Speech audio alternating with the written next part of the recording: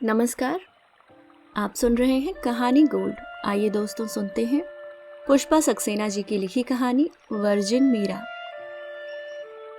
Dinner के बाद pleasure drive पर जाते प्रतीक ने पूछा था, यहाँ कोई बार देखा है आंटी? बार? भला बार से मेरा क्या नाता? क्या करूंगी मैं वहां जाकर? वाह, यूएस से घूम रही हैं और बार में नहीं गई? चलिए आज वहां कोक पीकर आते हैं। मुड़कर पीछे बैठे सुनील से प्रतीक ने पूछा, एनी ऑब्जेक्शन? मुझे क्यों होने लगा? पर पर्स नहीं लाया हूं। ओके, आज आंटी के लिए मेरा ही पर्स सही। प्रतीक ने कार दूसरी दिशा में मोड़ दी थी। पर मेरे कपड़े? मैं तो घर वाली साड़ी पहने हूं, वहां इतने लोग होंगे, उनके बीच कैसी लगूंगी? उन साधारण कपड़ों में मेरा संकोच स्वाभाविक ही था। यही तो यहां अच्छाई है आंटी। कोई किसी का नोटिस ही नहीं लेता, सब अपने में मस्त रहते हैं। सुनील ने ठीक ही कहा था। चौराहे के एक कोने पर जगमगाता रेस्तरां कार से दूर से ही दिख गया था। सामने खुले बरामदे में ढेर सारे युवक युवतियां बैठे थे। तीव्र विद्युत प्रकाश में लड़कियों के रंगीन परिधान आभूषण झिलमिला रहे थे। गर्मियों में दिन के समय उन्हें बस शॉर्ट्स और बनियान में ही देखती थी। इस समय वे पूर्ण रूप से सजी हुई थी। बार में प्रवेश करते प्रतीक ने परिहास किया, आंटी आप 18 वर्ष के ऊपर है ना, वरना यहाँ सामने खड़ा बाउंसर बाहर कर देगा। यहाँ के बार में 18 वर्ष से कम आयु वाले नहीं आ सकते, इसलिए हम अपना आइडेंटिटी कार्ड अपने साथ रखते हैं। देवाशीष, तू अपना कार्ड लाया है ना? मेरी फिक्र मत कर, इतना स्मार्टली निकल जाऊंगा कि तू देखता रह जाएगा। Take care of aunty. Devashish अपने भुलक्कड़ स्वभाव के लिए मित्रों के मध्य प्रसिद्ध था। बालों को संवारता देवाशीष सबसे आगे निकल गया था। मेरी बार की कल्पना को झुठलाता वह बार भारत के किसी रेस्तरां जैसा लगा था। वही उत्फुल्ल वातावरण, वही रंगीन जलता बुझता प्रकाश अपनी आभा बिखेर रहा था। कॉलेज हॉस्टल निकट होने के कारण अधिकांश भीड़ युवा विद्यार्थियों की थी। अंदर किसी उत्सव का सा दृश्य था। साथ बैठे युवक युवतियां नितांत स्वाभाविक थे। बीच बीच में एक दूसरे के प्रति स्नेह प्रदर्शन हेतु चुम्बन लेना, कंधे या कमर गुदगुदाना अब बहुत सामान्य सा लगने लगा था। हॉल के मध्य हमने जो जगह अपने बैठने को चुनी, वहां से पूरे हॉल का दृश्य स्पष्ट दिखाई देता था। प्रतीक और सुनील पेप्सी लेने काउंटर पर चले गए थे। यह शीतल पेय यहाँ कोक की प्रतिस्पर्धा में तेजी से उभर आया था। दाहिनी ओर दृष्टि जाते ही निगाह उस अकेली लड़की पर ठहर गई। खिड़की के पास वाली टेबल पर ग्लास और बोतल के साथ सबसे उदासीन वह शांत बाहर ताक रही थी। प्रतीक के आते ही मेरे मुंह से निकल गया था, इतनी भीड़ में यहाँ उसे यूं अकेली देख बड़ा ताज्जुब हो रहा है। दृष्टि मुड़ते ही प्रतीक ने कहा था, ओह, वह तो वर्जीनिया है। कभी न लौटने वाले का इंतजार कर रही है बेचारी। क्यों, क्या उसकी मृत्यु हो गई और इसे पता नहीं? अरे नहीं आंटी, आप उस ऋषि पत्नी शापग्रस्त अहिल्या की कहानी जानती हैं? हमारे एक भारतीय भाई ने इसे अहिल्या बना छोड़ दिया है। मिलना चाहेंगी? उसके बारे में कुछ बताओगे तभी तो। अपने में बंद प्रस्तर प्रतिमा समझ लीजिए। लाख कोशिशों के बावजूद कोई उसे पिघला नहीं सका है। आइए ना। प्रतीक के साथ जबरन खींची सी चली गई थी। टेबल के पास पहुंच प्रतीक ने कहा था, hi Virginia, meet my aunty from India. India शब्द ने मानो उसे सचेत कर दिया था। बड़ी बड़ी उदास पलकें मुझ पर निबद्ध कर झुका ली थी। बैठने का निमंत्रण मिले बिना ही सामने की कुर्सी बाहर खींच प्रतीक ने मुझे बैठने का संकेत किया था। वर्जीनिया के मौन को प्रतीक की बातें मुखरित कर रही थीं। जानती हो, लिखना आंटी की हॉबी है। अभी थोड़ी देर पहले 10 स्टूडेंट का इंटरव्यू खत्म किया है। आंटी, अब वर्जीनिया का इंटरव्यू ले लीजिए। तुम अपना इंटरव्यू कब दोगी वर्जीनिया? नाइस मीटिंग यू, मुझे जाना है। अपना आधे से अधिक पेय और हमें छोड़ पर्स उठा वर्जीनिया चली गई थी। प्रतीक मेरे समक्ष बहुत लज्जित हो उठा था। आंटी, यही तो उसकी ट्रेजेडी है। बहुत सेंटिमेंटल है वर्जीनिया। जब से रवि गया है अपने को एकदम अकेली कर लिया है। कभी हर डांस पार्टी की जान हुआ करती थी वर्जीनिया। शायद कोई भारतीय लड़की भी अपना अफेयर इतनी सीरियसली नहीं लेगी। घर लौटते समय भी प्रतीक वर्जीनिया की ओर से सफाई दिए जा रहा था। देवाशीष झुंझला उठा था, अरे बस भी कर यार, तूने तो हद ही कर दी। बिना बात आंटी को बोर कर रहा है। हाँ आंटी, आपने डिफरेंस देखा? यहाँ बार में लोग एंजॉय करने आते हैं, ड्रंक होने नहीं। कितना संयत वातावरण था ना, हमारे यहाँ की मधुशालाओं सा। हो हल्ला कभी नहीं मिलता। कहकर मैं मौन रह गई थी। कल्पना में वर्जीनिया का उदास मुख उभर रहा था। अपार्टमेंट में पहुंच प्रतीक से प्रश्न किया था, कौन था रवि, कहाँ चला गया है? आप अब भी उसी के बारे में सोच रही हैं ना आंटी? हाँ, कुछ उत्सुकता तो हो ही गई। तूने उसे अहिल्या जो कहा था। दुख तो यही है, उसे अहिल्या का रूप देने वाला रवि कोई महर्षि या महात्मा नहीं, एक बुजदिल कायर, बल्कि मेरी दृष्टि में निहायत गिरा हुआ इंसान था। एक मामूली देसी ब्रांड दंत मंजन के साथ, रामायण और गीता की प्रतियों के साथ यहाँ आया था। पिता भारत में किसी मंदिर के पुरोहित थे। उन्हीं के एक यजमान की कृपा से यहाँ आने का खर्चा तो जुट गया था, पर यहाँ की पढ़ाई की भारी फीस और अन्य खर्चों के लिए उसके साधन अपर्याप्त थे। हॉस्टल के कुछ लड़कों के साथ रवि ने कारें धोने का काम शुरू किया था। कॉलेज से लौटने के बाद सड़क के किनारे ट्रैफिक के पास खड़े होकर लड़के बारी बारी से कार वॉश की आवाजें लगाते थे। सिर्फ $3 में वे लड़के कार धोकर चमका देते थे। उस दिन ट्रैफिक लाइट के पास वर्जीनिया की गाड़ी जैसे ही रुकी, रवि ने पास जाकर निहायत सादगी से कहा था, कार वॉश कराएंगी मिस? बस $3 में हमारा भला हो जाएगा। उसके कुर्ते पजामे के परिधान ने वर्जीनिया को प्रभावित किया था। धूप की गर्मी से रवि का गौरवर्ण ताम्रवर्णी हो गया था। कहाँ ले जानी होगी गाड़ी? कुछ कौतुक से पूछा था वर्जीनिया ने। बस उस सामने वाली बिल्डिंग के पीछे। अपनी उपलब्धि पर रवि खिल उठा था। Jump in. फिक लाइट हरी होते ही रवि कार में बैठ चुका था। वर्जीनिया को मैपल की शीतल छाया में बिठा लड़के उसकी कार धोने में जुट गए थे। हॉस्टल के पीछे वॉलीबॉल ग्राउंड के निकट उन्होंने कार वॉश के लिए स्थान बना लिया था। वर्जीनिया उन परिश्रमी लड़कों को आश्चर्य से देख रही थी। रवि उन सबसे अलग उसे मुग्ध कर रहा था। वर्जीनिया ने 3 की जगह $5 देने चाहे तो उन्होंने दृढ़ता से अस्वीकार कर दिया था। हमारा पारिश्रमिक बस $3 है। Thanks miss. चलते चलते वर्जीनिया ने रवि से पूछा था, क्या करते हो यहाँ? फिलॉसफी में PhD के लिए आया हूँ। ओह, तो तुम फिलॉसफर हो। भारतीय धर्म और दर्शन को नजदीक से जानना चाहती हूँ, मदद कर सकोगे? आप क्या सचमुच भारतीय धर्म दर्शन जानना चाहती हैं? रवि विश्वास नहीं कर पा रहा था। क्यों, इसमें आश्चर्य की क्या बात है? इंग्लिश लिटरेचर में पोस्ट ग्रेजुएशन कर रही हूँ। टैगोर और अरविंद मेरे फेवरेट हैं। पर आपके लिए मेरे पास समय कब होगा? देख रही हैं ना, क्लासेस के बाद यहाँ कार वॉश करके अपना खर्चा चलाता हूँ। रवि मानो लज्जित सा हो उठा था। अगर मैं तुमसे पढ़ूंगी तो तुम्हारा पारिश्रमिक भी तो मुझे देना होगा ना। कार वॉश के समय में मुझे पढ़ाना होगा। तुम्हारे खर्चे पूरे करना मेरी जिम्मेदारी, ठीक है ना? वर्जीनिया कुछ शैतानी से मुस्कुराई थी। अपने धर्म दर्शन का ज्ञान देने के लिए आपसे पारिश्रमिक लूं? रवि का असमंजस देख वर्जीनिया हंस पड़ी थी।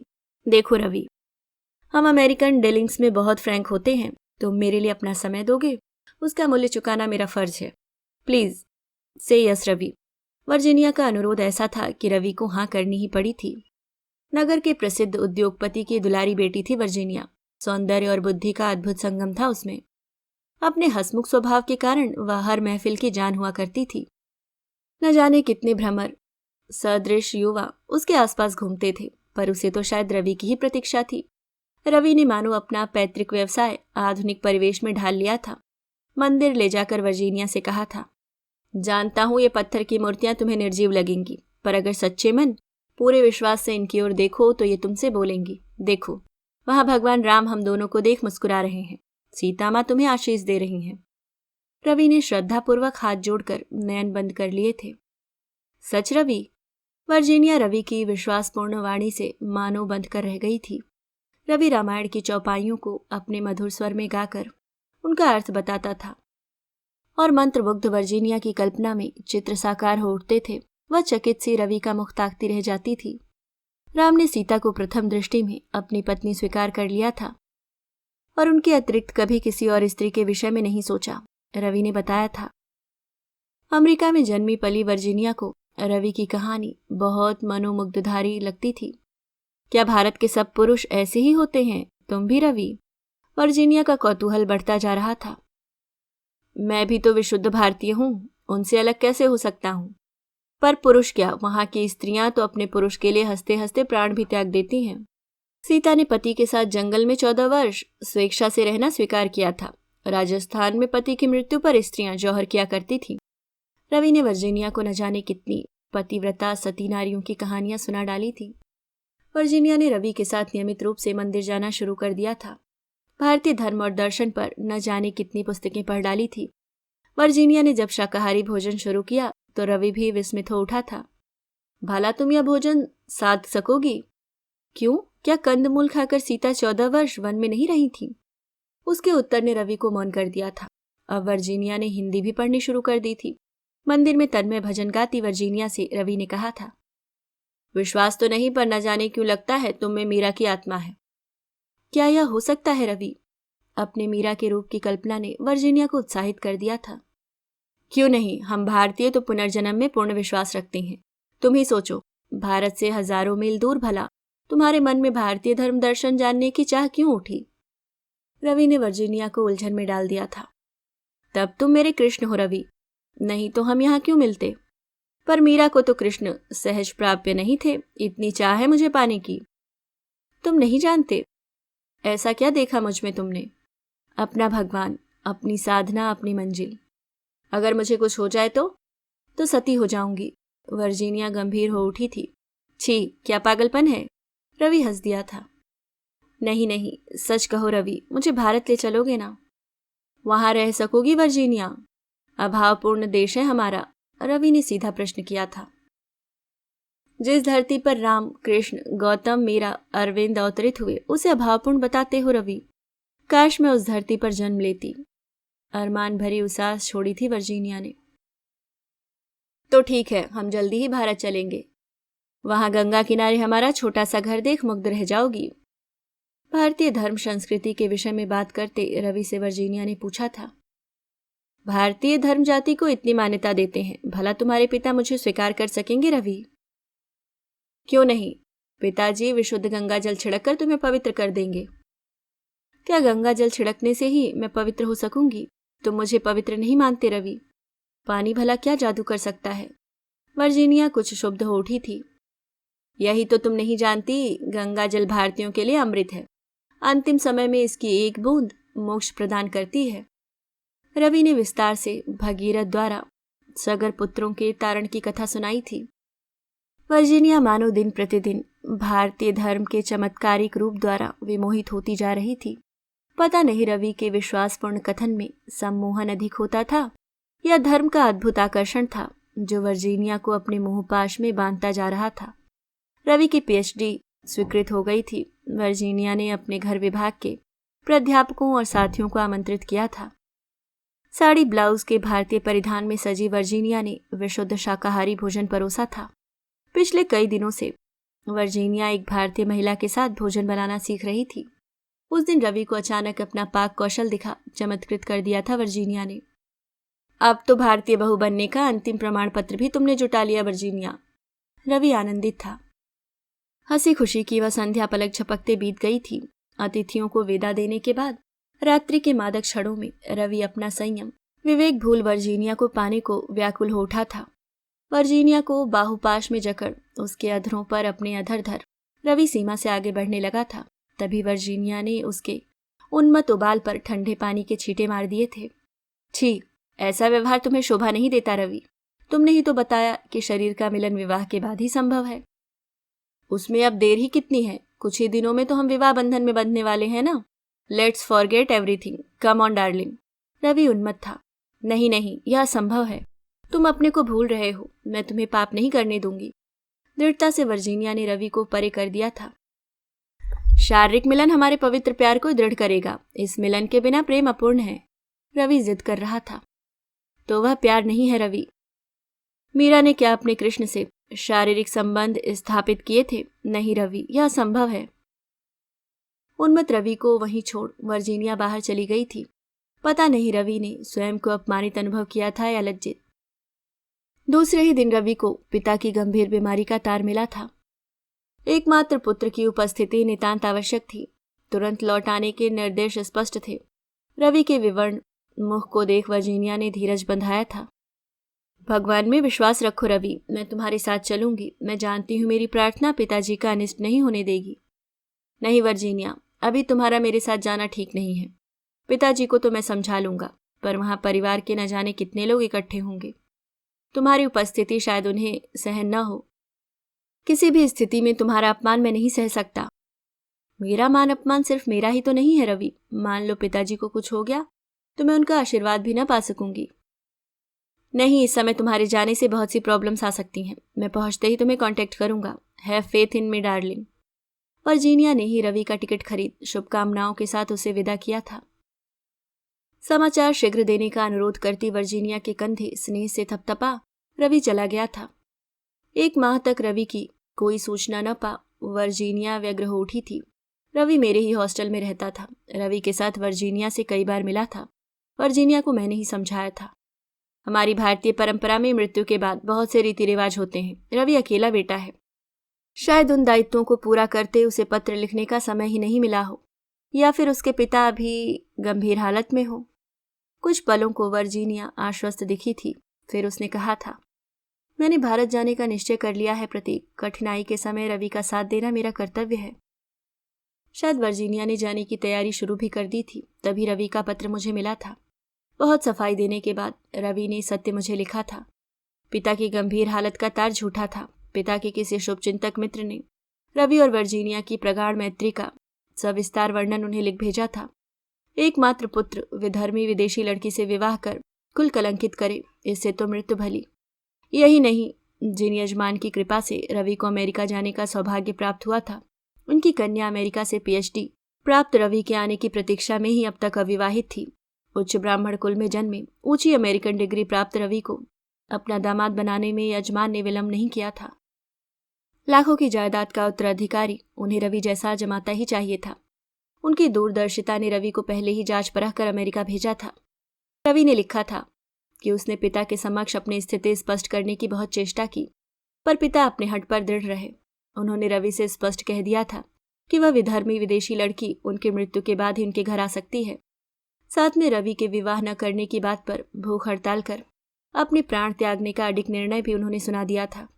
माता के अभाव में जिस पिता ने उसे सीने से लगाकर पाला, उसकी आज्ञा की अवहेलना कर पाना रवि के लिए कैसे संभव हो पाता। जिस दिन वह सहरा बांध भारत में विवाह को चला था, उसी दिन उसके अस्वस्थ पिता की मंगल कामना हेतु वर्जीनिया ने पूरे दिन का व्रत रखा था। रवि ने उसे व्रत का महात्म्य अच्छी तरह समझा रखा था। ठीक विवाह के मुहूर्त पर ही वर्जीनिया ने अपना व्रत तोड़ा था। शायद शहनाई और वर्जीनिया के पूजन की शंख ध्वनि एकाकार हो गई होगी। रवि ने स्पष्ट लिखा था, अपने विवाह की सूचना वर्जीनिया को देने का उसमें साहस नहीं, यह दायित्व मुझे ही पूर्ण करना था। कावड़ चीट। प्रतीक बात करते करते दांत भींच बुदबुदा उठा था। आप ही सोचिए आंटी, अगर उसमें इतना भी साहस नहीं था तो बेचारी वर्जीनिया के सामने इतनी ऊंची ऊंची महानता की बातें करने का उसे क्या अधिकार था। उसके सामने तो एक दृढ़ प्रतिज्ञ पुरुष का चित्र साकार किया और आवश्यकता के समय जरा सी धूप में मोम सा पिघल गया। एक बार तो जी चाहा था वर्जीनिया से कह दूं कि रवि की मृत्यु हो गई। यह सच भी था ना आंटी। वह रवि तो मर ही गया था जिसने वर्जीनिया को प्यार किया था। यह तो एक कायर नया रवि था, भारत के गणमान्य धनी व्यक्ति का दामाद। पर मेरी बात सुन, क्या उसकी दीवानी वर्जीनिया अपने को रोक पाती? उसकी आत्मा की शांति के लिए गंगा तट पर न पहुंच जाती? अंततः परिस्थिति उसे बता ही दी थी। मेरी बात शांति से सुन। एक पल जड़ दृष्टि से मुझे ताक, वह कार में बैठ चल दी थी। उसे पुकारता पीछे भागा था मैं, पर उसने शायद पूरा एक्सलेटर दबा दिया था। इसी बार में आकर पूरी बोतल गले के नीचे उतार ली थी। रवि के साथ उसने मदिरा पूरी तरह त्याग दी थी। किसी ने रोकना चाहा तो ऐसी दृष्टि से वर्जना की कि वह सहम गया। तब से रोज शाम वह यहाँ आती है, ऐसे ही अकेले बैठ वापस चली जाती है। कई युवाओं ने मित्रता का हाथ बढ़ाया, पर वह तो बस चलती फिरती अहिल्या बनकर रह गई। काश कोई राम उसका उद्धार कर पाता। प्रतीक की आवाज भारी हो गई थी। पुअर वर्जीनिया, नहीं वर्जिन मीरा। अनजाने ही मैं बुदबुदा उठी थी। अभी आप सुन रहे थे पुष्पा सक्सेना जी की लिखी कहानी वर्जिन मीरा।